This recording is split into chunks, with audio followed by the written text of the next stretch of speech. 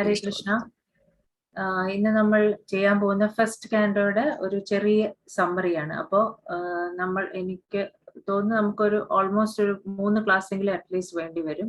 നമുക്ക് മാക്സിമം തീർക്കാൻ പറ്റുന്ന അത്ര തീർത്ത് പോകാം. അപ്പോൾ ഇതിൽ നമ്മൾ ചെയ്യാൻ പോകുന്നത് ഇമ്പോർട്ടൻ്റ് ആയിട്ടുള്ള ശ്ലോകം ഒന്ന് നോക്കും, പിന്നെ എത്ര ഇമ്പോർട്ടൻറ്റ് പ്രേയേഴ്സ്, ഇതൊക്കെയാണ് നമ്മൾ ചെറിയ രീതിയിൽ സമ്മറി ആയിട്ട് മാത്രമേ നമ്മൾ പറയാൻ പോകുന്നത്. സോ അപ്പോൾ നമുക്ക് എല്ലാവർക്കും അറിയാം, ഭാഗവതം എന്ന് പറയുന്നത് 18,000 വേഴ്സസ് ആണ് ഉള്ളത്. 12 കാൻറ്റോ ഉണ്ട്. 12 കാൻറ്റോസിലാണ് ഭാഗവതം ഉള്ളത്. അപ്പോൾ അത് നമുക്ക് എല്ലാവർക്കും അറിയാം. അപ്പോൾ ശ്രീമദ് ഭാഗവതത്തിനെ മഹാപുരാണം എന്നാണ് പറയുന്നത്. അപ്പോ അതില് മെയിൻ ആയിട്ട് 10 സബ്ജക്ട്സ് ആണ് ഡിസ്ക്രൈബ് ചെയ്തിരിക്കുന്നത്. ആ 10 സബ്ജക്ട്സ് നമുക്ക് രണ്ടാമത്തെ സ്കന്ധത്തിൽ ഡീറ്റെയിൽ ആയിട്ട് പഠിക്കാം. പക്ഷെ നമുക്ക് എന്തൊക്കെ 10 ടോപ്പിക്കുകളാണ് ഭാഗവതത്തിൽ പറഞ്ഞിട്ടുള്ളതെന്ന് നമുക്ക് ഞാൻ ജസ്റ്റ് ഒന്ന് പറയാം. അത് ഡീറ്റെയിൽ ആയിട്ട് നമുക്ക് സെക്കൻഡ് കാൻറ്റോയിൽ പഠിക്കാം. അപ്പോൾ 10 ടോപ്പിക്സ് ഡിസ്ക്രൈബ്ഡ് ഇൻ ഭാഗവതം എന്തൊക്കെയെന്ന് വെച്ചാൽ സർഗ, വിസർഗ, സ്ഥാനം, പോഷണം, ഊദ്ധയ, മന്വന്തര, ഈശാനുകഥ, നിരോധ, മുക്തി, ആശ്രയ. ഇതാണ് 10 ടോപ്പിക്. സർഗ എന്ന് പറഞ്ഞാൽ പ്രൈമറി ക്രിയേഷൻ, അതായത് ഭഗവാന്റെ സൃഷ്ടി. വിസർഗ എന്ന് പറയുന്നത് സെക്കൻഡറി ക്രിയേഷൻ. സെക്കൻഡറി ക്രിയേഷൻ എന്ന് പറഞ്ഞാൽ ബ്രഹ്മാവ് ഭഗവാന്റെ ആജ്ഞയിൽ സൃഷ്ടിക്കുന്നതിനാണ് വിസർഗ എന്ന് പറയുന്നത്. അടുത്തത് സ്ഥാനം. സ്ഥാനം എന്ന് പറയുമ്പോൾ ഉദ്ദേശിക്കുന്നത് നമ്മുടെ ഈ പ്രപഞ്ചം എവിടെയാണ് നിൽക്കുന്നത്, അതിന്റെ ഓരോ പൊസിഷൻ, ഓരോ പ്ലാനറ്റ്സും എവിടെയാണ് നിൽക്കുന്നത് എന്നുള്ളതാണ് സ്ഥാനം. പിന്നെ പോഷണം. പോഷണം എന്ന് പറയുന്ന വാക്കിന്റെ അർത്ഥം എന്താണ്? ഭഗവാൻ നമുക്ക് തരുന്ന ആ ഒരു പ്രൊട്ടക്ഷൻ, അതിനാണ് പോഷണം എന്ന് പറയുന്നത്. അടുത്തത് ഊദ്ധയ. ഊദ്ധയ എന്ന് പറഞ്ഞാൽ ആ സൃഷ്ടിക്കുള്ള ആ ഒരു ഇംപിറ്റസ് എന്താണ്, അതിന്റെ ഇംപിറ്റസ് എന്ന് പറഞ്ഞാൽ എന്താണ്, അതിന് വേണ്ടിയിട്ടുള്ള ആ ഒരു ഉത്തേജനം, അതിനാണ് ഊദ്ധയ എന്ന് പറയുന്നത്. അടുത്ത ടോപ്പിക് എന്ന് പറഞ്ഞാല് മന്വന്തര. മന്വന്തര എന്ന് പറയുന്ന എത്ര ഉള്ള ഇതാണ് മന്വന്തര എന്ന് പറയുന്നത്. ഈശാനുകഥ. അടുത്തത് ഈശാനുകഥ എന്ന് പറഞ്ഞാല് ഭഗവാനെ കുറിച്ചുള്ള കഥകൾ, അതാണ് ഈശാനുകഥ. പിന്നെ നിരോധ. നിരോധ എന്ന് പറയുന്നത് എന്താണ്? നിരോധ എന്ന് പറഞ്ഞാല് സംഹാരം. എല്ലാം കഴിഞ്ഞിട്ട് നമ്മൾ തിരിച്ചു ഭഗവാന്റെ അടുത്തേക്ക് പോകുന്നതാണ് നിരോധ. പിന്നെ അടുത്ത 2 മുക്തി, ആശ്രയം. ഇതാണ് മെയിൻ ആയിട്ട് 10 ടോപ്പിക് ശ്രീമദ് ഭാഗവതത്തിലുള്ളത്. ഈ 10 ടോപ്പിക്കും എല്ലാ സ്കന്ധങ്ങളിലും വരുന്നുണ്ട്. പക്ഷെ ചില സ്കന്ധങ്ങളിൽ ചില ടോപ്പിക്ക് കുറച്ചുകൂടെ ഇമ്പോർട്ടൻ്റ് ആയിട്ട് പറഞ്ഞിട്ടുണ്ട്. അപ്പോൾ ഇതാണ് 10 ടോപ്പിക് എന്ന് പറയുന്നത്. അപ്പോൾ ഇനിയിപ്പോ ഈ ആദ്യത്തെ സ്കന്ധത്തിൽ എന്താണ് ശരിക്കും ഉള്ളത്? ആദ്യത്തെ സ്കന്ധത്തിൽ നമ്മൾ ഒരു ചെറിയ രീതിയിൽ പറഞ്ഞാല് അതില് ഭഗവാന്റെ ഏറ്റവും ഉത്തമന്മാരായ ഭക്തന്മാരെ അതിൽ പരിചയപ്പെടുത്തി തരുന്നുണ്ട്. അതായത് പാണ്ഡവർ, ഭീഷ്മ, പരീക്ഷിത് മഹാരാജ്, സുഖദേവ് ഗോസ്വാമി, ഇങ്ങനെയുള്ള ആൾക്കാരെ പറ്റി, ഭഗവാന്റെ ഭക്തന്മാരെ നമുക്ക് പരിചയപ്പെടുത്തി തരുന്ന ഒരു ചാപ്റ്ററാണ് ആദ്യത്തെ സ്കന്ധം എന്ന് പറയുന്നത്. പിന്നെ ഭഗവാനോടുള്ള ഭക്തി, ഭഗവാനോടുള്ള വിപ്രലംബ ഭക്തിയും സംഭോഗ ഭക്തിയും, ആ 2 രസ, വിപ്രലംബരസയും സംഭോഗരസയും, അതും നമുക്ക് പരിചയപ്പെടുത്തി തരുന്നുണ്ട് ഈ ഫസ്റ്റ് കാൻറ്റോ. ഇപ്പൊ ഈ ഫസ്റ്റ് കാൻറ്റോ എന്ന് പറയുന്നത് തന്നെ നമുക്കൊരു സദ്യ പോലെ, ഒരു ഫീസ്റ്റ് ആണെന്നാണ് ആചാര്യന്മാർ പറയുന്നത്. പിന്നെ ഭാഗവതം എന്ന് പറയുന്ന ഭാഗവതത്തിന്റെ ഓരോ വാക്കിനും ഓരോ അർത്ഥമുണ്ടെന്നാണ്. ഭാഗവതത്തിന്റെ എന്ന് പറയുന്നത് ഭക്തിയാണ് സൂചിപ്പിക്കുന്നത്, ഭക്തി. പിന്നെ ഗ എന്ന് പറയുന്ന ജ്ഞാനം, ഭഗവാന്റെ ജ്ഞാനത്തെ പറ്റിയാണ് പറയുന്നത് ഗ. പിന്നെ വാ എന്താണ്? ഭഗവ, വാ എന്ന് പറഞ്ഞാല് വൈരാഗ്യം. വൈരാഗ്യം എന്ന് പറഞ്ഞാൽ നമ്മൾ ഭഗവാന്റെ ആ ഒരു ജ്ഞാനം ആർജിച്ചു കഴിയുമ്പോൾ നമുക്ക് ഈ ഭൗതിക ലോകത്തോട് തോന്നുന്നൊരു വൈരാഗ്യം. പിന്നെ ഭാഗവതം, എന്ന് പറയുന്നത് ഭഗവാന്റെ തത്വം. ഇതാണ് ഭാഗവതം എന്ന് പറയുന്നത് തന്നെ. പിന്നെ പറയുന്ന വെച്ചാൽ ഭാഗവതം എഴുതിയിരിക്കുന്ന ഒരു വൈറ്റ് കളർ പേപ്പർ, അതില് കറുത്ത ലെറ്റേഴ്സ് ആണെങ്കിൽ, അപ്പൊ വൈറ്റ് കളർ ആയിട്ടുള്ള പേപ്പർ സൂചിപ്പിക്കുന്നത് ശ്രീമതി രാധാറാണിയെയും എഴുതിയിരിക്കുന്ന ആ കറുത്ത അക്ഷരം ഭഗവാൻ ശ്രീകൃഷ്ണ ഭഗവാനെയും ആണ്. അപ്പോ അവര് രണ്ടുപേരുടെയും ഉള്ള ലീലകളെയാണ് ഭാഗവതം മൊത്തം പറഞ്ഞിരിക്കുന്നതെന്നും പറയുന്നുണ്ട്. ഇതൊക്കെയാണ് ഭാഗവതത്തെ പറ്റിയുള്ള ഒരു ഓവർവ്യൂ. അപ്പോ നമുക്ക് പറയാം, ഭാഗവതത്തിന്റെ ആദ്യത്തെ കാൻറ്റോയും സെക്കൻഡ് സ്കന്ധവും എന്താണ്? ഭഗവാന്റെ പാതാരബിന്ദമാണ്, ലോട്ടസ് ഫീറ്റ് ആണ് പറയുന്നത്. ഭാഗവതത്തിന്റെ ഓരോ ചാപ്റ്റേഴ്സും ഭഗവാന്റെ ഓരോ അംഗങ്ങളായിട്ടാണ് പറയുന്നത്. അപ്പോൾ ആദ്യത്തെ ഫസ്റ്റ് ആൻഡ് സെക്കൻഡ് കാൻറ്റോ ആണ് ഭഗവാന്റെ പാതാരബിന്ദങ്ങളായിട്ടാണ് പറയപ്പെടുന്നത്. അപ്പോൾ ഇത് നമ്മൾ നേരത്തെ പറഞ്ഞു. ഇനി ഫസ്റ്റ് കാൻറ്റോയിൽ നമുക്ക് എന്തൊക്കെയാണ് കാണാൻ പറ്റുന്നത്? ഒന്ന്, ഭക്തിയോഗ എന്താണെന്ന് പറയുന്നുണ്ട് ആദ്യത്തെ ചാപ്റ്ററിൽ. അതുപോലെ ഭഗവാൻ ആരാണെന്ന് പറയുന്നുണ്ട്. പിന്നെ ഭാഗവതം എഴുതാനുണ്ടായ സാഹചര്യം, ഹിസ്റ്ററി ഓഫ് ഭാഗവതം പറയുന്നുണ്ട്. പിന്നെ വ്യാസദേവൻ എങ്ങനെയാണ് ഭാഗവതം എഴുതിയത്, പിന്നെ നാരദമുനിയും വ്യാസദേവനുമായിട്ടുള്ള സംവാദം, സുഖദേവ് ഗോസ്വാമി, പരീക്ഷിത് മഹാരാജ്, പിന്നെ നേരത്തെ പറഞ്ഞതുപോലെ ഭഗവാന്റെ ഉത്തമ ഭക്തന്മാരായ പാണ്ഡവർ, സുഖദേവ് ഗോസ്വാമി, നൈമിഷാരണ്യ വനത്തിലെ മുനിമാർ, ഇതൊക്കെയാണ് ഫസ്റ്റ് കാൻഡോ ഭാഗവത്തിൽ നമുക്ക് പരിചയപ്പെടുത്താനായിട്ട് ഇരിക്കുന്നത്. ഇനി നമുക്കിനി ചില ഇമ്പോർട്ടൻ്റ് ആയിട്ടുള്ള ശ്ലോകങ്ങൾ നോക്കാം. അപ്പൊ ആദ്യത്തെ 3 ശ്ലോകങ്ങൾ ഭാഗവതത്തിന്റെ വളരെ ഇമ്പോർട്ടൻ്റ് ആയിട്ടുള്ള ശ്ലോകങ്ങളാണ്. അപ്പം ആദ്യത്തെ ശ്ലോകം എന്ന് പറയുന്നത്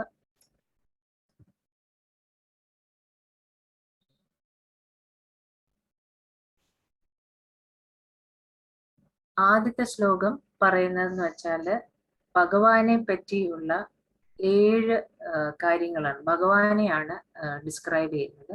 ഭഗവാനെ പറ്റിയുള്ള 7 കാര്യങ്ങളാണ് പറയുന്നത്. അപ്പൊ അത് എന്തൊക്കെയാണെന്ന് നോക്കാം. ഓം നമോ ഭഗവതേ വാസുദേവായ. ജന്മാദ്യസ്യ യതോ അന്യവത് ഇതരതശ്ചർത്തേഷ് അഭിജ്ഞാസ്വരാട് തേനേ ബ്രഹ്മഹൃദയ ആദികവയെ മുഹ്യന്തി യത് സൂരയ തേജോ വാരിമൃതം യഥാ വിനിമയോ യത്ര ത്രിസർഗോ മൃഷാ ധാംനാ സ്വേന സദാ നിരഷ്ടകുഹകം സത്യം പരം ധീമഹി. അപ്പോ ഇതിലെന്തൊക്കെയാണ് പറയുന്നത് നോക്കാം. ജന്മാദി അസ്യ. അപ്പൊ ജന്മ ആദി, അതിന്റെ അർത്ഥം എന്ന് പറഞ്ഞാല് ജന്മ എന്താണ്? സൃഷ്ടി എക്സെട്ര ആദി എന്ന് പറയുന്നത്. സൃഷ്ടി, സ്ഥിതി, സംഹാരം. അപ്പോ ആരാണ് ഇതെല്ലാം ചെയ്യുന്നത്? ശ്രീകൃഷ്ണ ഭഗവാൻ. ദിവ്യോത്തമ പുരുഷനായ ശ്രീകൃഷ്ണ ഭഗവാനാണ് ഇതെല്ലാം നിയന്ത്രിച്ചു കൊണ്ടുപോകുന്നത്. അതായത് സൃഷ്ടി, സ്ഥിതി, സംഹാരം, ഇത് മുഴുവനും ആരുടെ കൺട്രോളിലാണ്? ഭഗവാന്റെ കൺട്രോളിൽ ആണ്. ഇനി അടുത്തത് അന്വയാത് ഇതരതശ്ചാർത്തേഷു അഭിജ്ഞാന. ഇതിന്റെ അർത്ഥം എന്താണ്? ഭഗവാനാണ് എല്ലാം അറിയുന്നത്. എല്ലാം അറിയുന്ന ആളാണ് ഭഗവാൻ. മൂന്നാമത്തത് സ്വരാട്ട്. സ്വരാട്ട് എന്ന് പറഞ്ഞാല് പൂർണ്ണ സ്വതന്ത്രൻ. ഭഗവാൻ ആരുടെയും അധീനതയിലല്ല. അതാണ് മൂന്നാമത്തെ കാര്യം ഭഗവാനെ പറ്റി ഡിസ്ക്രൈബ് ചെയ്യുന്നത്. ഇനി അടുത്ത് എന്താണ്? തേനെ ബ്രഹ്മഹൃദയ ആദികവയെ. അതിന്റെ അർത്ഥം എന്താണ്? തേനെ ബ്രഹ്മഹൃദയ ആദികവയെ. അപ്പോ ഭഗവാൻ ഈ ജ്ഞാനം ആർക്കാണ് ആദ്യം പകർന്നു കൊടുത്തത്? ബ്രഹ്മാവിന്. ആദികവയെ ബ്രഹ്മഹൃദയെ. അപ്പൊ അത് ബ്രഹ്മാവിന് ആദ്യം പകർന്നു കൊടുത്തു. ഇനി അടുത്ത് മുഹ്യന്തിയത് സൂരയ. മുഹ്യന്തി അത് സൂരയ. മുഹ്യന്തി എന്ന് പറഞ്ഞാല്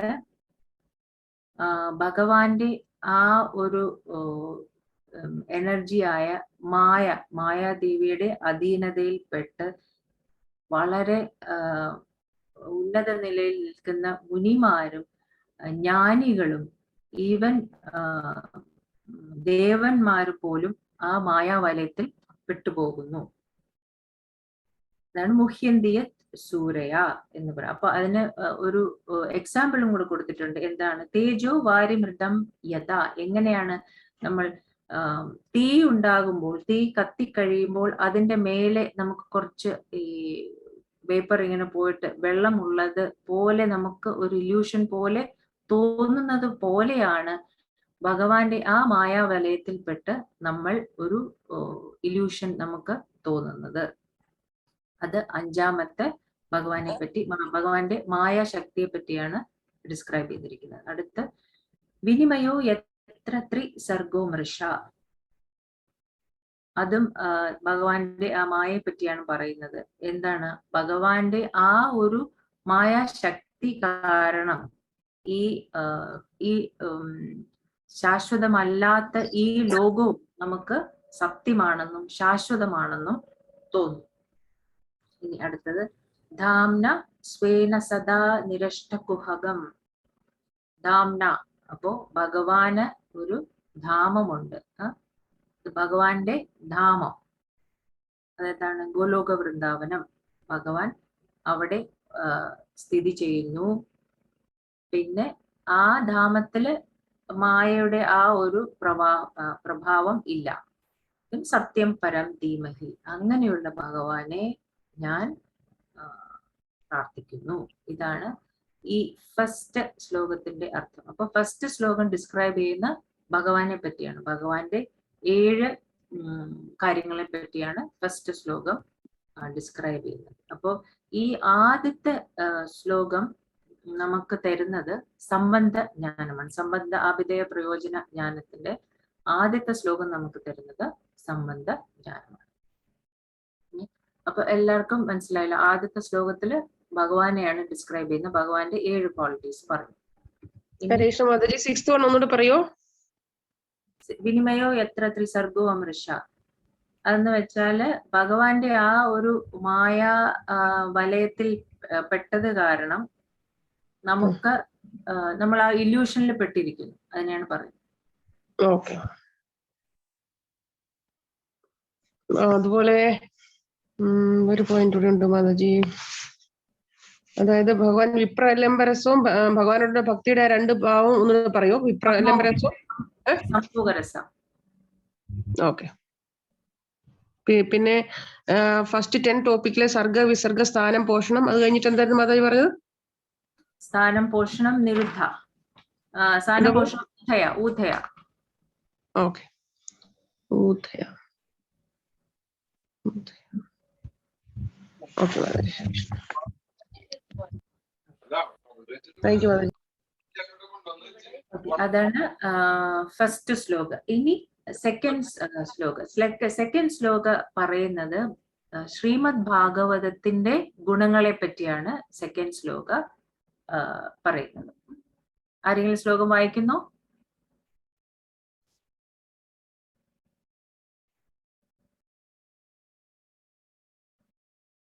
ഹരേ കൃഷ്ണ.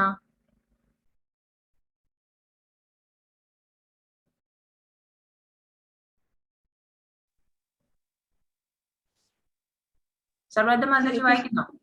ഓക്കെ മാതാജി, ഹരേ കൃഷ്ണ. ഹരേ കൃഷ്ണ. 1 സെക്കൻഡ്. ധർമ്മ പ്രോചിത കൈതവോത്ര പരമോ നിർമ്മത്സരണം സദാ വേദ്യം വസ്തവം അത്ര വസ്തു ശിവദം തവ ത്രയോന്മൂലനം ശ്രീമദ്ഭാഗവതേ മഹാമുനികൃതേ കിം വാ പരേർ ഈശ്വര സദ്യോ ഹൃദി ആവരു ഉദ്യതേത്ര കൃതിഭി ശുശ്രുഭീഷ് തത്ക്ഷണാത്. ഹരേ കൃഷ്ണ. ഹരേ കൃഷ്ണ. താങ്ക് യു മാതാജി. അപ്പൊ ഇനി ഇതിൽ പറയാൻ പോകുന്നത് ശ്രീമദ് ഭാഗവത്തിന്റെ 7 ഗുണങ്ങളെ പറ്റിയാണ്. അപ്പൊ ധർമ്മപ്രോചിത കൈതവോ, ആദ്യം തന്നെ ശ്രീമദ് ഭാഗവത്തിൽ കൈതവ ധർമ്മത്തെ നിരാകരിച്ചിരിക്കുകയാണ്. കൈതവ ധർമ്മം കംപ്ലീറ്റ്ലി റിജക്ട് ചെയ്തിരിക്കുകയാണ് ശ്രീമദ് ഭാഗവത്തിൽ. അപ്പൊ കൈതവ ധർമ്മം എന്ന് പറയുന്നത് എന്താണ്? 4 പുരുഷാർത്ഥങ്ങൾ. ഏതൊക്കെ? ധർമ്മ, അർത്ഥ, കാമ, മോക്ഷ. ഇതിനെ കംപ്ലീറ്റ്ലി നിരാകരിച്ചിരിക്കുകയാണ് ആദ്യം തന്നെ ശ്രീമദ് ഭാഗവത്തിൽ. ഇനി അടുത്ത് പറയുന്നതാണ് പരമോ. പരമോ എന്ന് പറയുന്നത് ശ്രീമദ് ഭാഗവത്തിൽ എപ്പോഴും ഡിസ്ക്രൈബ് ചെയ്തിരിക്കുന്ന ഏതിനെ പറ്റിയാണ്? ഏറ്റവും ഉന്നതമായ പരമസത്യത്തെയാണ് ഇതിൽ വിശദീകരിച്ചിരിക്കുന്നത്. പരമോ.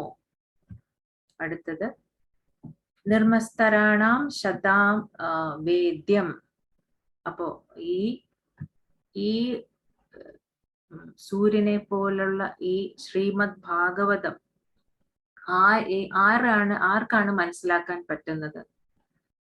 ഏറ്റവും പരമഭക്തന്മാർക്കും പരിശുദ്ധ ഭക്തന്മാർക്കും മാത്രമേ, വളരെ പരിശുദ്ധമായ ഹൃദയമുള്ള ആൾക്കാർക്ക് മാത്രമേ എന്ത് മനസ്സിലാക്കാൻ പറ്റുള്ളൂ? ഈ ശ്രീമദ് ഭാഗവതം മനസ്സിലാക്കാനായിട്ട് പറ്റുകയുള്ളൂ. ഇനി അടുത്ത 4ാമത്തെ ക്വാളിറ്റിയാണ് പറയാൻ പോകുന്നത്. വാസ്തവം വാസ്തു. ഇതിലെന്താണ് പറയുന്നത്? ഇത് ശരിക്കും ആ പരമസത്യത്തെയും ആ ഒരു മായയെ തമ്മിൽ ഡിസ്റ്റിങ്വിഷ് ചെയ്യുന്നതാണ് ഈ ശ്രീമദ് ഭാഗവതം എന്ന് പറയുന്നത്. ശിവദം എന്ന് പറയുന്നത് ഓൾ ഓസ്പീഷ്യസ്, എല്ലാവരുടെയും നല്ലതിനു വേണ്ടിയിട്ടാണ് ഈ ഒരു ശ്രീമദ് ഭാഗവതം എഴുതിയിരിക്കുന്നത്. ഇനി അടുത്തത് 5ാമത്തെ ക്വാളിറ്റി ശ്രീമദ് ഭാഗവത്തിന്റെ താപത്രയോന്മൂലനം. താപത്രയോന്മൂലനം ഇതെന്താണ് ഉന്മൂലനം ചെയ്യുന്നത്? 3 വിധത്തിലുള്ള നമ്മുടെ ഭൗതിക ക്ലേശങ്ങൾ ഇത് വായിച്ചു കഴിഞ്ഞാൽ ഉന്മൂലനം ആയി പോകും. ഏതൊക്കെയാണ്? ആദിദൈവിക, ആദിഭൗതിക, ആധ്യാത്മിക ക്ലേശം. ഇത് 3ഉം കംപ്ലീറ്റ്ലി അപ്രൂവ് ചെയ്ത് കളയുന്നതാണ് ശ്രീമദ് ഭാഗവതം. ഇനി അടുത്തേതാണ്? മഹാമുനി കൃതേ. മഹാമുനി കൃതേ. അപ്പൊ ആരാണ് ഇത് എഴുതിയിരിക്കുന്നത്? വ്യാസദേവനാണ് ഈ ശ്രീമദ് ഭാഗവതം എഴുതിയിരിക്കുന്നത്. ഇനി ഇത് ഈശ്വര സദ്യോ ഹൃദയ അവാരുദ്യത്തെ. ഇത് വായിച്ചു കഴിഞ്ഞാൽ നമുക്ക് എന്താണ്? നമ്മുടെ ഗുണം എന്താണ്? നമ്മുടെ ഉള്ളിൽ, നമ്മുടെ ഹൃദയത്തിനുള്ളിൽ ഭഗവാൻ കുടികൊള്ളും. ഇത് ശ്രീമദ് ഭാഗവതം വായിച്ച് കഴിഞ്ഞാൽ. അപ്പോ ഇത് വായിച്ചു കഴിഞ്ഞാൽ കിം വാ പരേ, വേറെ ഏതെങ്കിലും സാഹിത്യത്തിന്റെ, വേറെ ഏതെങ്കിലും ശാസ്ത്രത്തിന്റെ എന്തെങ്കിലും ആവശ്യമുണ്ടോ?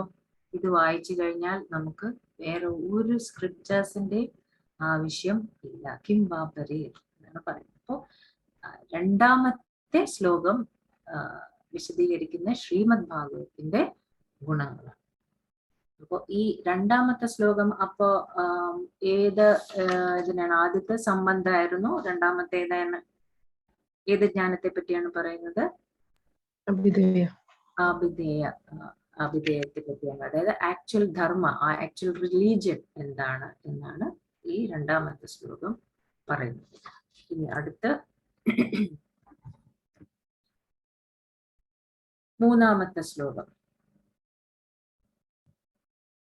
ഇനി 3ാമത്തെ ശ്ലോകം ശരിക്കും നമുക്കൊരു ഇൻവിറ്റേഷൻ ആണ്. എന്തിനാണ്? വരൂ, വന്നിട്ട് ഈ ശ്രീമദ് ഭാഗവതം വായിച്ച് ശ്രീമദ് ഭാഗവതത്തിന്റെ ആ ഒരു മധുരം നിങ്ങൾ എല്ലാവരും നുകരൂ എന്നാണ് മൂന്നാമത്തെ ശ്ലോകം പറയുന്നത്. ആരെങ്കിലും വായിക്കാമോ മൂന്നാമത്തെ ശ്ലോകം? ഹരേ കൃഷ്ണ. ഹരേ കൃഷ്ണ. മാതാജി വായിച്ചോളൂ. നിഗമകൽപതരോർഗലിതം ഫലം സുഖമുഖത് അമൃതാദ്രവ സംയുക്തം പിബത് ഭഗവതം രസം ആലയം മുഹുർ അഹോ രസിക ഭുവി ഭാവുക. ഹരേ കൃഷ്ണ. അപ്പൊ എല്ലാരെയും ഇൻവൈറ്റ് ചെയ്യണം, വരൂ, വന്നിട്ട് ഈ ഒരു ശ്രീമദ് ഭാഗവതം എന്ന് പറയുന്നത് എങ്ങനെയാണ് ഈ സകല ശാസ്ത്രങ്ങളുടെയും ഒരു കൽപ്പവൃക്ഷമാകുന്ന എല്ലാ വേദങ്ങളിലെയും ഒരു വളരെ മധുരതരമായി വളരെ നന്നായി പഴുത്ത് ഇരിക്കുന്ന ഒരു ഫലം പോലെയാണ്, ഒരു ഫ്രൂട്ട് പോലെയാണ്. വരൂ, അത് വന്ന് നിങ്ങൾ അതിന്റെ ആ ഒരു മധുരം നുകരൂ എന്നാണ് പറയുന്നത്. അപ്പോ എന്താണ് ആ ഫ്രൂട്ട് എന്ന് പറയുന്നത്? ഒരു ഫ്രൂട്ട് ഇങ്ങനെ പഴുത്ത് നിൽക്കുമ്പോൾ അതിൽ ഒരു പാരറ്റ് അല്ലെങ്കിൽ ഒരു തത്ത വന്ന് കൊത്തിക്കഴിഞ്ഞാൽ അതിന്റെ ആ ഒരു മണവും അതിന്റെ ആ ഒരു മധുരവും കൂടും എന്നാണ് പറയുന്നത്. അതുപോലെ ഈ ശ്രീമദ് ഭാഗവതം ആരാണ് പറയുന്നത്? സുഖദേവ് ഗോസ്വാമിയാണ് പറയുന്നത്. അപ്പോ അതിന്റെ സ്വീറ്റ്നെസ് അല്ലെങ്കിൽ മധുരം കുറച്ചുകൂടെ കൂടും. അപ്പോൾ എല്ലാവരും വന്നിട്ട് ഈ ഒരു സ്വീറ്റ്നെസ് അതൊന്ന് രുചിച്ചു നോക്കൂ എന്നാണ് ഈ ഒരു മൂന്നാമത്തെ ശ്ലോകം പറയുന്നത്. നമുക്ക് എല്ലാവരും ഇൻവിറ്റേഷൻ ആണ് വന്നിട്ട് ശ്രീമദ് ഭാഗവതം വായിക്കാനായിട്ട്. അപ്പോൾ ഈ ഒരു മൂന്നാമത്തെ ശ്ലോകം ഏതിനാണ് പറയുന്നത്? ആദ്യത്തെ സംബന്ധജ്ഞാനമായിരുന്നു, സെക്കൻഡ് ആഭിധേയ ജ്ഞാനമായിരുന്നു. ഇത് മൂന്നാമത്തെ നമുക്ക് എന്താണ് പ്രയോജനം ആണ് മൂന്നാമത്തെ ശ്ലോകം പറയുന്നത്. അപ്പൊ ഇതാണ് ഈ ആദ്യത്തെ 3 ശ്ലോകം. വളരെ ഇമ്പോർട്ടന്റ് ആയിട്ടുള്ള ശ്ലോകമാണ്, നമ്മൾ പഠിക്കാനുള്ള ശ്ലോകമാണ്.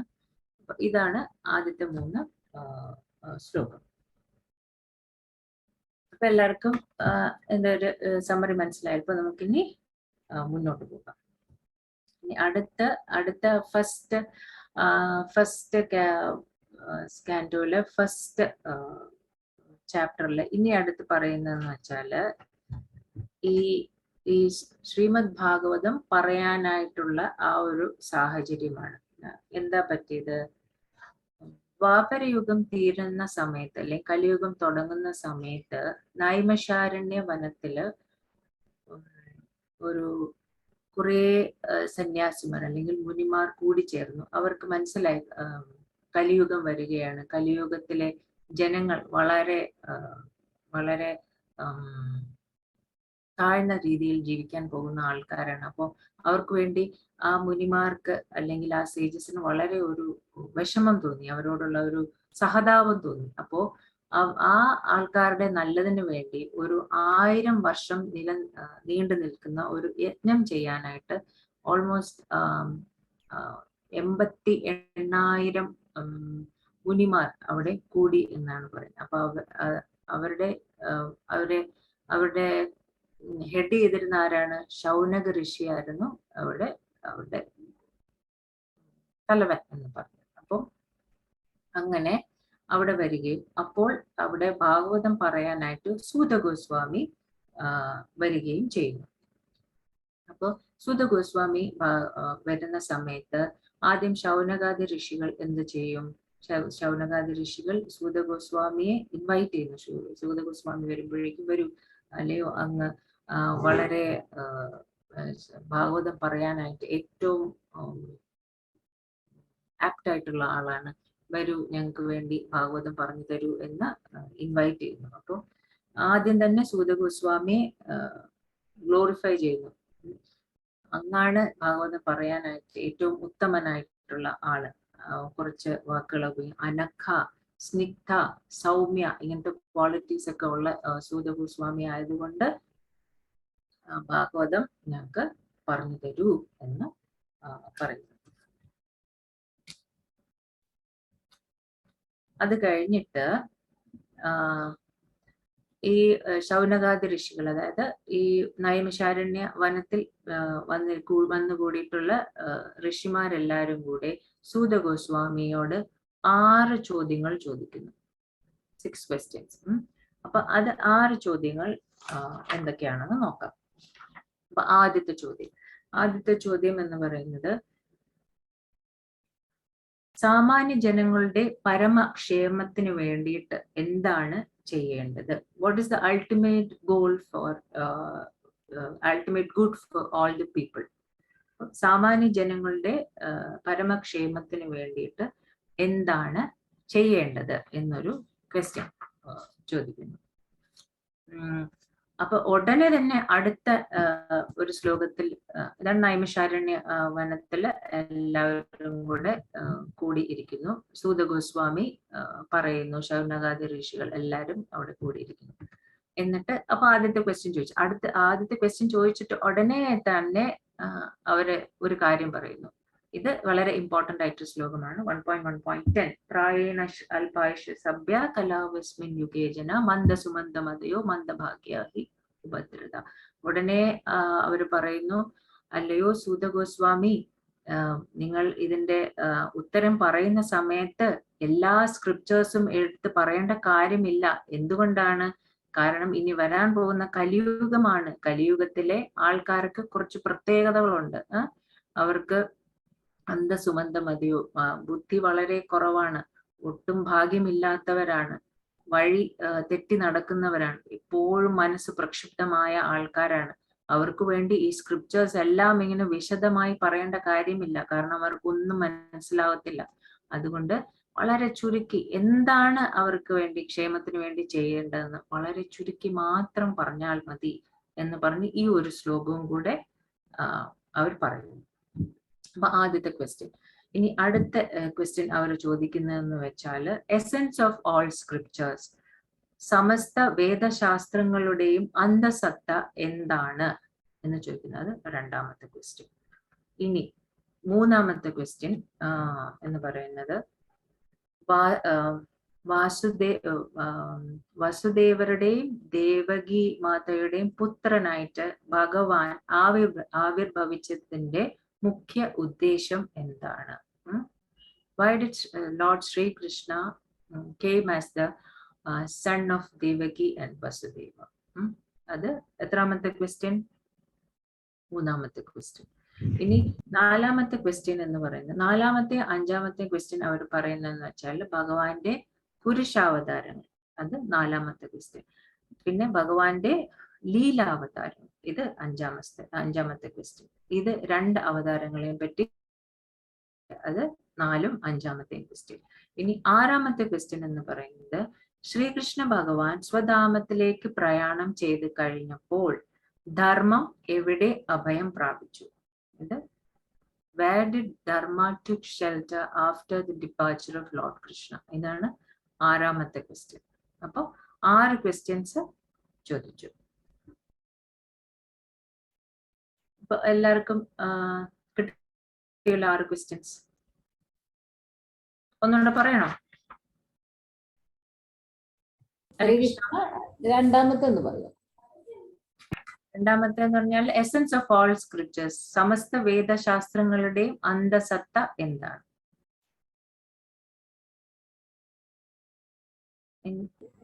മാതാജി 6ാമത്തെ ക്വസ്റ്റ്യൻ ഒന്ന് പറയുമോ മാതാജി?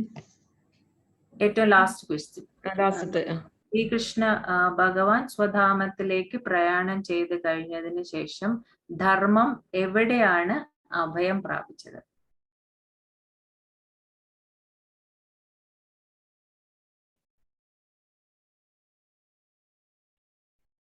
ഇങ്ങനത്തെ 6 ക്വസ്റ്റ്യൻസ് ഈ ആദ്യത്തെ ചാപ്റ്ററിൽ സേജസ് ചോദിക്കുന്നു. അപ്പൊ ഇനിയുള്ള വരുന്നതൊക്കെ സൂത ഗോസ്വാമി ഈ ചോദ്യങ്ങൾക്കുള്ള ഉത്തരങ്ങളാണ് ഇനി തരാൻ പോകുന്നത്. അപ്പൊ ഇത്രയും കാര്യങ്ങൾ നമ്മൾ വായിച്ചു കഴിഞ്ഞപ്പോൾ നമുക്ക് കുറച്ച് കാര്യങ്ങൾ നമുക്ക് മനസ്സിലായി. എന്താണ് ആ നൈമിഷാരണ്യ വനത്തിലെ ആ ഋഷിമാർക്ക് ഈ കലിയുഗത്തിലുള്ള ആൾക്കാരോടുള്ള ആ ഒരു സഹതാപം, ഒരു സ്നേഹവും നമുക്ക് മനസ്സിലായി. പിന്നെ വേറൊരു ഇമ്പോർട്ടൻസ് നമ്മൾ മനസ്സിലാക്കേണ്ടെന്ന് വെച്ചാല് ഭക്തന്മാരുടെ ഒരു ഇമ്പോർട്ടൻസ്. നമ്മൾ എന്ത് കേട്ട എന്ത് കേൾക്കണമെങ്കിലും ഒരു പരിശുദ്ധ ഭക്തന്റെ മുഖാരവിന്ദത്തിൽ നിന്ന് കേൾക്കാനായിട്ട് നമ്മൾ ശ്രമിക്കണം.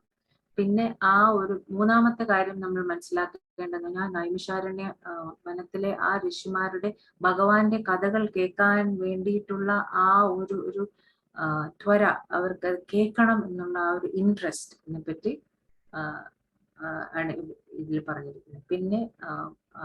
പിന്നെ വരുന്ന വെച്ചാല് ഭഗവാന്റെ ആ നാമത്തിനോടുള്ള ആ ഒരു ഫെയ്ത്ത്. ഈ 4 കാര്യങ്ങളാണ് നമ്മൾ ഈ ഇത്രയും ഫസ്റ്റ് ചാപ്റ്ററിൽ നമ്മൾ മനസ്സിലാക്കേണ്ടത്.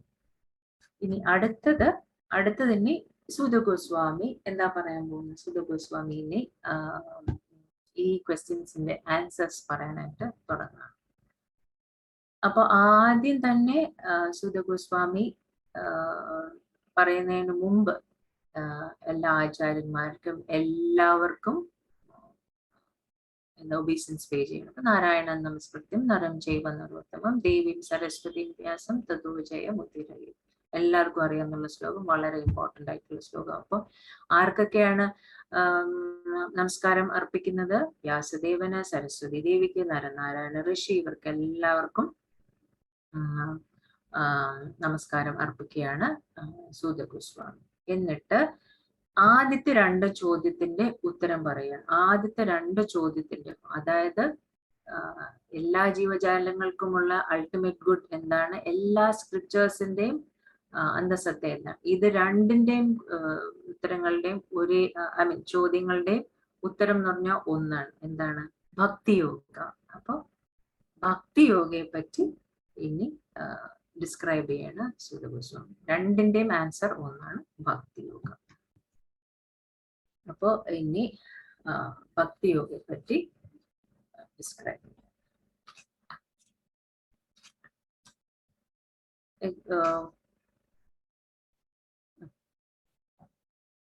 വളരെ ഇമ്പോർട്ടന്റ് ആയിട്ടുള്ള ശ്ലോകമാണ്. ആരെങ്കിലും വായിക്കാമോ?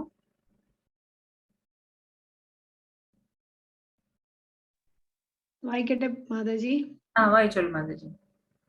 സവൈ പുംസാ പരോ ധർമ്മോ യദോ ഭക്തിർ അദോക്ഷജേ അഹൈതുകി അപ്രതിഹതായയാത്മാ സുപ്രസിദ്ധതി. ഹരേ കൃഷ്ണ. സവൈ പുംസ പരോ ധർമ്മ. അപ്പോ നമ്മുടെ എല്ലാവരുടെയും ഏറ്റവും ഉന്നതമായ ധർമ്മം എന്താണ്? യദോ ഭക്തിർ അദോക്ഷജ. നമ്മൾ ആർക്കാണ് ഭക്തിയുത സേവനം, ഭഗവാനോടുള്ള ഭക്തിയുത സേവനം ആണ് നമ്മുടെ എല്ലാം ഉന്നതമായ പരമധർമ്മം എന്ന് പറയുന്നത്. ഒരേ ഒരു കാര്യമേ ഉള്ളൂ, ഭക്തിയുത സേവനം.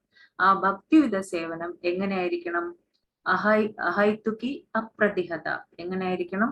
അൺമോട്ടിവേറ്റഡ്, അൺഇന്ററപ്റ്റഡ് എന്നാണ് പറയുന്നത്. അപ്പം അൺമോട്ടിവേറ്റഡ് എന്ന് പറയുന്നത് സ്വാർത്ഥ താല്പര്യങ്ങൾ ഒന്നുമില്ലാതെ, ഒന്നും തിരിച്ചു കിട്ടണമെന്ന് മോഹിക്കാതെ നമ്മൾ ഭക്തി ചെയ്യണം. അപ്രതിഹത, അൺഇന്ററപ്റ്റഡ്. അൺഇന്ററപ്റ്റഡ് എന്ന് പറഞ്ഞാൽ എന്താണ്? ഇടതടവില്ലാതെ. ഒരു ദിവസം ചെയ്തു, ഒരു ദിവസം എനിക്ക് മൂടുണ്ട്, അതുകൊണ്ട് ഇന്ന് ചെയ്തു. നാളെ എനിക്ക് മൂടില്ല, അതുകൊണ്ട് ഞാൻ ചെയ്യുന്നു. ഇന്ന് ഇച്ചിരി കുറച്ച് ചെയ്യാം, നാളെ കുറെ ചെയ്യാം. അങ്ങനെയല്ല, ഒരേ രീതിയിൽ അൺഇന്ററപ്റ്റഡ് ആയിട്ട് നമ്മൾ ചെയ്യണം. അതാണ് അഹൈതുകി അപ്രതിഹത എന്ന് പറയും. അത് കഴിയുമ്പോൾ എന്ത് പറ്റും? യയാത്മാ സുപ്രസിദ്ധതി എന്ന് പറയും. പിന്നെ അപ്പൊ എന്താ, ഇത്രയും ചെയ്ത് കഴിയുമ്പോൾ എന്ത് പറ്റും? നമുക്ക് മൈ ഹാർട്ട് ഇസ് സാറ്റിസ്ഫൈഡ്, നമ്മുടെ ഹൃദയം വളരെ സാറ്റിസ്ഫൈഡ് ആയിട്ട് ഇരിക്കും. അതാണ് ഭക്തിയോഗയെ പറ്റി ഡിസ്ക്രൈബ് ചെയ്തിരിക്കുന്നത്. ഇനി അടുത്ത ഇമ്പോർട്ടൻറ്റ് ശ്ലോകം എന്ന് പറയുന്നത് 1.2.7. ആരെങ്കിലും വായിച്ചോളൂ. ഹരേ കൃഷ്ണ. ഹരേ കൃഷ്ണ. വാസുദേവേ ഭഗവതി ഭക്തിയോഗേ പ്രയോജിതഃ ജാനയതി ആസു വൈരാഗ്യം ജ്ഞാനം ച യത് അഹേതുകം. അപ്പൊ ഭക്തിയോഗയുടെ ഇമ്പോർട്ടൻസ് പറയാണ്. നമ്മൾ ഭക്തിയോഗ പ്രാക്ടീസ് ചെയ്ത് കഴിഞ്ഞാൽ നമുക്ക് എന്താണ്, നമുക്ക് പെട്ടെന്ന് എന്താ നമുക്ക് കിട്ടുന്നത്? ജ്ഞാനവും വൈരാഗ്യവും. ഭഗവാന് നമ്മൾ ഭക്തിയുടെ സേവനം ചെയ്തു കഴിഞ്ഞാൽ ഉടൻ തന്നെ നമുക്ക് ജ്ഞാനവും കിട്ടും, അതുപോലെ ഭൗതിക കാര്യങ്ങളിൽ നിന്നുള്ള ഒരു ഡിറ്റാച്ച്മെന്റും കിട്ടും. അതാണ് ഭക്തി ചെയ്തു കഴിഞ്ഞാൽ നമുക്ക് കിട്ടുന്ന ഒരു പ്രയോജനം എന്ന് പറയുന്നത്. ഇത് ഇമ്പോർട്ടൻറ്റ് ശ്ലോകാസ് ആണ് ഞാൻ പറയുന്നത്. ഇനി അടുത്ത പറയുന്നതെന്ന് വെച്ചാൽ, ഇനി അടുത്ത കുറച്ച് ശ്ലോകങ്ങളിൽ പറയുന്നത്, നമ്മൾ എന്ത് തന്നെ ചെയ്താലും, അത് ഒരു കർമ്മം ചെയ്താലോ അല്ലെങ്കിൽ വർണ്ണാശ്രമ ധർമ്മവും ഏത് രീതിയിലുള്ള കാര്യങ്ങൾ ചെയ്താലും അതിന്റെ എയിം അല്ലെങ്കിൽ ലക്ഷ്യം എന്ന് പറയുന്നത് ഭക്തി ആയിരിക്കണം. ആരെങ്കിലും ഈ ഒരു ശ്ലോകം ഒന്ന് വായിക്കാമോ?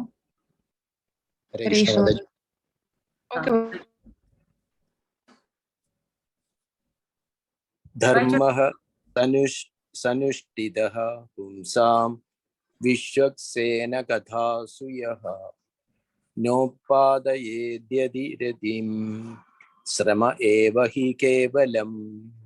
ഹരേ കൃഷ്ണ.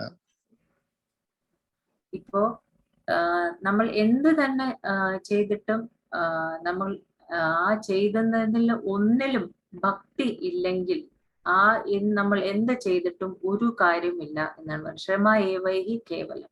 പക്ഷെ അതുകൊണ്ട് എന്ത് നമ്മൾ ചെയ്താലും അതിൽ എന്താണ് മുന്നിൽ കാണേണ്ടത്? ഭക്തി നമുക്ക് വേണം.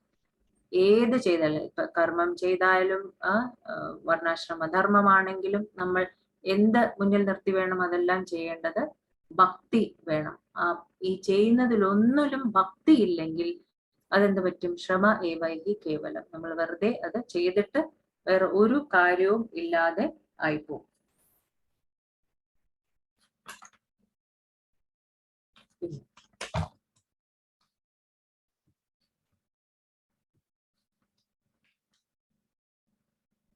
ഇനി അടുത്ത കുറച്ച് ശ്ലോകങ്ങളിൽ, ഈ ഒരു സെക്കൻഡ് ചാപ്റ്ററിലെ അടുത്ത ശ്ലോകങ്ങളിൽ പറയുന്നത്, ഇനി ഭക്തി, ആദ്യം ഭക്തിയെ പറ്റി പറഞ്ഞു. ഹൈതികി അപ്രതിഹത, നമ്മൾ എന്ത് ചെയ്താലും ഭക്തിയുത സേവനം വേണ്ടി ചെയ്യണം. ഇനി അടുത്ത് പറയുന്നത് ഭക്തി എങ്ങനെ പ്രോഗ്രസ് ചെയ്യും എന്നാണ് അടുത്ത് പറയുന്നത്. അപ്പൊ നമുക്ക് എല്ലാവർക്കും 9 സ്റ്റേജ് ഉണ്ട് ഭക്തിക്ക്. പക്ഷെ വിശ്വനാഥ് ചക്രവർത്തി ഠാക്കൂർ പറയുന്നത് ഭക്തിക്ക് 14 സ്റ്റേജുകൾ ഉണ്ടെന്നാണ് പറയുന്നത്. അപ്പം നമുക്ക് എല്ലാവർക്കും അറിയാം, ശ്രദ്ധ, സാധുശൃംഗ, ഭജനക്രിയ, അങ്ങനെ ഭക്തി പ്രോഗ്രസ് ചെയ്തു പോകുന്ന 9 ഇത്. അതിന്റെ 14 സ്റ്റേജസ് എന്തൊക്കെയാന്ന് നമുക്കിവിടെ നോക്കാം. ആദ്യം വരുന്നതെന്ന് പറഞ്ഞാൽ ശതം കൃപ. അതായത് നമുക്ക് ഭക്തി ആദ്യം തുടങ്ങണമെങ്കിൽ നമുക്ക് എപ്പോഴെങ്കിലും ഏതെങ്കിലും ഒരു ഭക്തന്റെ ഒരു കൃപ നമുക്ക് വേണം. നമുക്ക് മിക്കവർക്കും അങ്ങനെയാണ്, ഏതെങ്കിലും ഒരു ഡിവോട്ടിയെ കണ്ടതിന് ശേഷമായിരിക്കും നമുക്ക് ഭക്തി തുടങ്ങുന്നത്. അപ്പൊ ആദ്യത്തെ സ്റ്റേജ് വിശ്വനാഥ് ചക്രവർത്തി ഠാക്കൂർ പറയുന്നത്, ആദ്യത്തെ സ്റ്റേജ് എന്ന് പറയുന്നത് ശതം കൃപ. അപ്പോ നമ്മൾ ഒരു ഡിവോട്ടിയെ കണ്ട് ഭക്തിയുത സേവനത്തിനെ പറ്റി കുറച്ചൊക്കെ അറിഞ്ഞു കഴിയുമ്പോൾ നമുക്ക് ഭക്തിയുത സേവനം ചെയ്യണം തോന്നും, ഒരു സർവീസ് ചെയ്യണം തോന്നും. അതാണ് മഹത് സേവ. അതാണ് ആദ്യത്തെ 2 സ്റ്റേജ്. അത് കഴിഞ്ഞിട്ട് നമുക്ക് വരുന്നതാണ് ശ്രദ്ധ, സാധുസംഗ, ഭജനക്രിയ, അനർത്ഥ നിവർത്തി. അത് കഴിഞ്ഞിട്ട് പിന്നെ എന്താ പറയുന്ന നിഷ്ഠ, രുചി, ആസക്തി, ഭാവ, പ്രേമം. അപ്പൊ ഇങ്ങനെയുള്ള സ്റ്റേജ്. അത് കഴിഞ്ഞിട്ട് പിന്നെ 2 സ്റ്റേജും കൂടെ വിശ്വനാഥ് ചക്രവർത്തി ഠാക്കൂർ എക്സ്പ്ലെയിൻ ചെയ്തിട്ടുണ്ട്. അതാണ് ദർശനം, ഭഗവാന്റെ ദർശനം, പിന്നെ മാധുര്യ അനുഭവം. അതാണ് ഏറ്റവും അൾട്ടിമേറ്റ് ആയിട്ടുള്ള സ്റ്റേജ്. അപ്പൊ ഇങ്ങനെയാണ് ഭക്തി പ്രോഗ്രസ് ചെയ്തിട്ട് പോകുന്നത്. മാധുജി ഒന്നുകൂടെ റിപ്പീറ്റ് ചെയ്യോ? മഹത് സേവ ഫസ്റ്റ് സ്റ്റേജിനകത്ത് പറയുന്നത്. മഹത് സേവ, പിന്നെ അത് കഴിഞ്ഞ് ശ്രദ്ധ, സാധുസംഗ, അത് കഴിഞ്ഞിട്ട് മാധുര്യ അനുഭവം. അത് കഴിഞ്ഞിട്ട് പിന്നെ ലാസ്റ്റ് പ്രേമ കഴിഞ്ഞിട്ട് ദർശനം, മാധുര്യ അനുഭവം. 14 അപ്പൊ 14 നമ്മൾ ആവുന്നില്ല. 9, 10, 11, 12 വരുന്നില്ലല്ലോ. സദം കൃപ എഴുതിയോ മാധുജി? അതായത് ആദ്യം നമ്മളൊരു ഭക്തനെ കാണുമ്പം അവരുടെ കൃപ, അതല്ലേ? പിന്നെ അത് കഴിഞ്ഞ് മഹത് സേവ.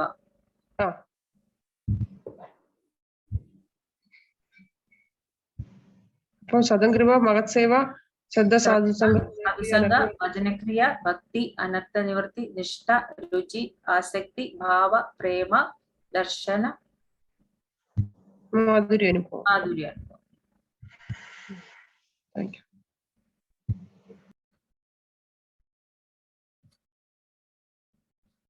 അപ്പൊ ഇങ്ങനെ ഭക്തി പ്രോഗ്രസ് ചെയ്തിട്ട് പോകുന്നു.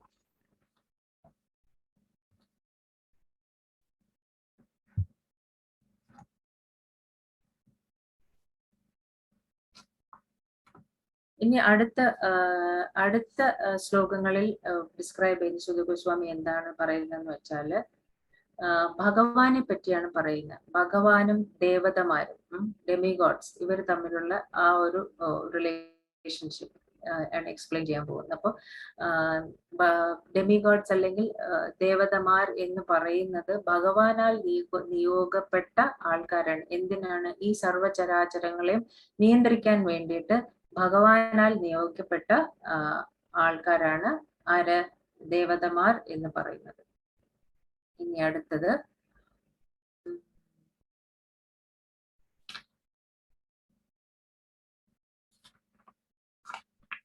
ഇനി ഭഗവാനെ പറ്റി കൂടുതൽ എക്സ്പ്ലെയിൻ ചെയ്യാണ്. അതിലെന്താ പറയുന്നത്?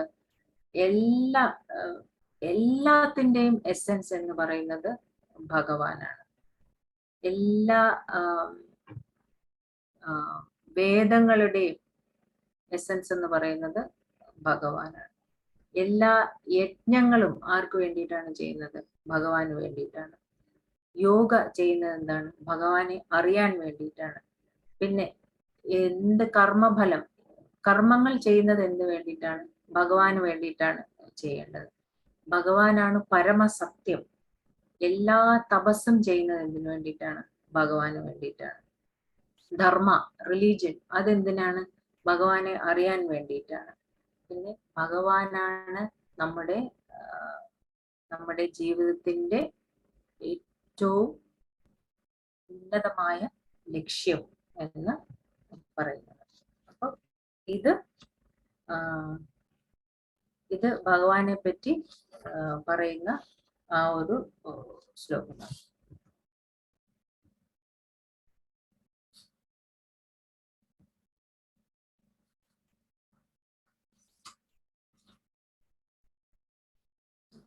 ശ്ലോകം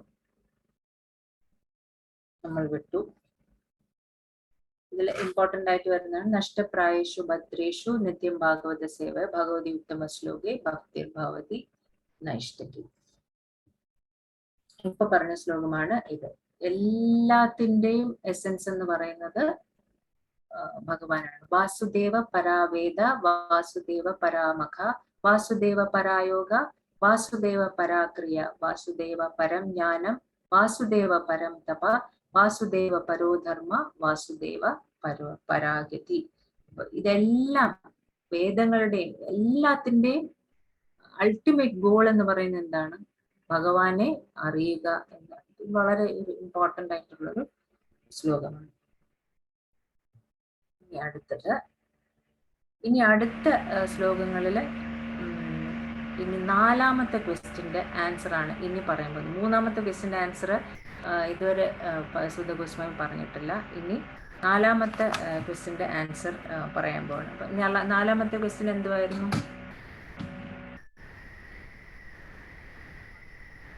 പുരുഷാവതാരം. ഭഗവാന്റെ പുരുഷാവതാരങ്ങളെ പറ്റി പറയാൻ പോകണം. അപ്പം നാലാമത്തെ ക്വസ്റ്റ്യൻ്റെ ആൻസർ, മൂന്നാമത്തെ ക്വസ്റ്റ്യൻ്റെ ആൻസർ ഇനി പറയുകയുള്ളൂ. അതിന് മുമ്പ് നാലാമത്തെ ക്വസ്റ്റ്യൻ ആൻസർ ചെയ്യണം. അപ്പം പുരുഷാവതാരങ്ങളെ പറ്റി പറയണം. കാരണോദകശായ വിഷ്ണു, ഗർഭോദകശായ വിഷ്ണു, ക്ഷീരോദകശായ വിഷ്ണുവിനെ പറ്റി എക്സ്പ്ലെയിൻ ചെയ്ത് സുധ ഗോസ്വാമി പറയുന്നു. അപ്പൊ കാരണോദകശായ വിഷ്ണു എന്ന് പറയുന്ന മഹാവിഷ്ണു കാരണോദക ഓഷനിൽ കിടക്കുന്നു. ഭഗവാന്റെ ഓരോ രോമകൂപങ്ങളിൽ നിന്നും ഓരോ പ്രപഞ്ചം ഇങ്ങനെ ഉണ്ടായി വരുന്നു. അടുത്ത് ഗർഭോദകശായ വിഷ്ണു, ആ ഓരോ പ്രപഞ്ചത്തിനുള്ളിലോട്ടും ഗർഭോദകശായ വിഷ്ണു ഉണ്ടാകുന്നു. ഗർഭോദകശായ വിഷ്ണുവിന്റെ പൊക്കിളിൽ നിന്നാണ് ബ്രഹ്മാവ് ജന്മം എടുക്കുന്നത്. ആ തണ്ടിലാണ് 14 ലോകങ്ങൾ ഉള്ളത് എന്ന് പറഞ്ഞു. ഗർഭോദകശായ വിഷ്ണുവാണ് ഓരോ പ്രപഞ്ചത്തിന്റെയും പരമാത്മാവ് എന്ന് പറയുന്നത് ഗർഭോദകശായ വിഷ്ണു. പിന്നെ ക്ഷീരോദകശായ വിഷ്ണു. ക്ഷീരോദകശായ വിഷ്ണു എന്താണ്? മിൽക്ക് ഓഷനിൽ കിടക്കുന്നു. നമ്മുടെ ഓരോ ജീവജാലങ്ങളുടെയും ഉള്ളില് പരമാത്മാവായിട്ട് കയറുന്നത് ആരാണ്? ക്ഷീരോദകശായ വിഷ്ണു എന്ന് പറയുന്നു. അങ്ങനെ 4ാമത്തെ ക്വസ്റ്റ്യന്റെ ആൻസർ പറയുന്നു. അത് കഴിഞ്ഞതിന് ശേഷമാണ് 3ാമത്തെ ക്വസ്റ്റ്യന്റെ ആൻസർ സുധ ഗോസ്വാമി പറയുന്നത്.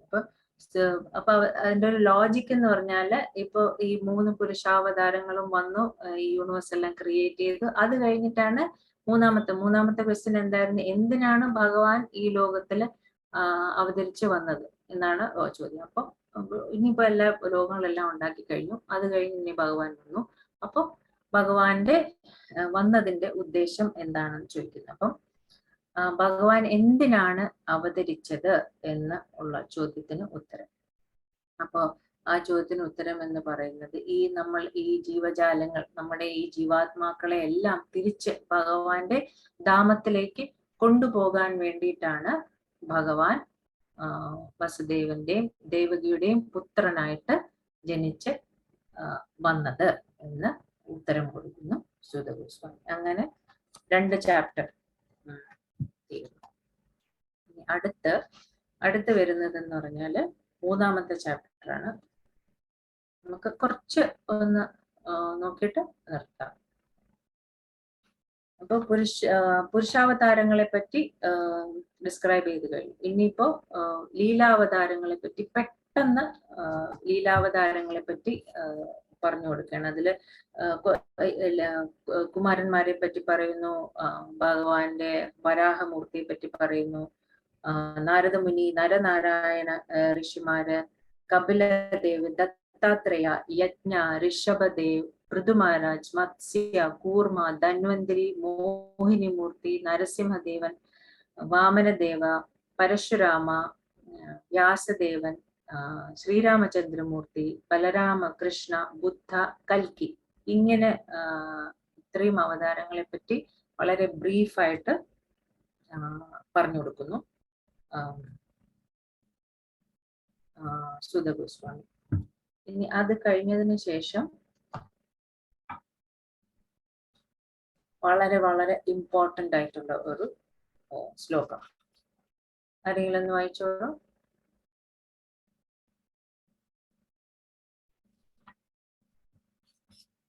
ഹരേ കൃഷ്ണ മാതാജി. വായിച്ചോളൂ. ഏതേ ചാംശാ കലാ പുംസാ കൃഷ്ണാസ്തു ഭഗവാൻ സ്വയം ഇന്ദ്രാരി വ്യാകുലം ലോകം മൃഢയന്തി യുഗേ യുഗേ. അപ്പൊ ഏതെല്ലാം അവതാരങ്ങൾ ഉണ്ടായാലും അതിന്റെ എല്ലാം ഒറിജിൻ ആരാണ്? കൃഷ്ണസ്തു ഭഗവാൻ സ്വയം. ഭഗവാനാണ് ഈ എല്ലാ അവതാരങ്ങളുടെയും ഫൗണ്ടൻ ഹെഡ്, അല്ലെങ്കിൽ എല്ലാത്തിന്റെയും ഉദ്ഭവം എന്ന് പറയുന്നത് ഭഗവാൻ ആണ്. അപ്പൊ ഈ അവതാരങ്ങൾ എപ്പോഴാണ് ഉണ്ടാകുക? ഇന്ദ്രാരി വ്യാകുലം ലോകം മൃഡയന്തി യുഗേ യുഗേ. അപ്പൊ എപ്പോഴാണ് ഉണ്ടാകുന്ന ഇന്ദ്രാരി, ഈ അസുരന്മാർ അല്ലെങ്കിൽ ഏത്തിസ്റ്റുകൾ ഈ ലോകത്തിൽ കൂടുമ്പോഴൊക്കെയാണ് ഭഗവാന്റെ ഈ അവതാരങ്ങൾ ഉണ്ടാകുന്നത് എന്ന് പറയുന്നത്. അപ്പൊ ഈ ഒരു ശ്ലോകമാണ് പരിഭാഷ സൂത്ര ഓഫ് ശ്രീമദ് ഭാഗവതം എന്ന് പറയുന്നത്. ജീവഗോസ്വാമി പറയുന്നതെന്ന് വെച്ചാൽ ഈ ഒരു ശ്ലോകമാണ് ശ്രീമദ് ഭാഗവതത്തിന്റെ കീ ശ്ലോകം. ഏറ്റവും ഇമ്പോർട്ടന്റ് ആയിട്ട് ഏത് ശ്ലോകം ഭാഗവത്തിൽ നിന്ന് ചോദിച്ചാല് നമ്മൾ പറയേണ്ട ശ്ലോകം എന്ന് പറയുന്നത് ഈ ഒരു ശ്ലോകമാണ്. അപ്പൊ വളരെ ഇമ്പോർട്ടന്റ് ആയിട്ടുള്ള ശ്ലോകമാണ്, നമുക്ക് എല്ലാവരും പഠിക്കേണ്ടതായിട്ടുള്ള ഒരു ശ്ലോകമാണ് ഇത്. ഇപ്പൊ ഭഗവാനാണ് എല്ലാത്തിന്റെയും ഒറിജിൻ എന്ന് പറഞ്ഞു കഴിഞ്ഞതിന് ശേഷം ഒരു ചെറിയ ഒരു എക്സ്പ്ലനേഷൻ സുധ ഗോസ്വാമി കൊടുക്കുകയാണ് ഭഗവാന്റെ വിരാട രൂപത്തെ പറ്റി.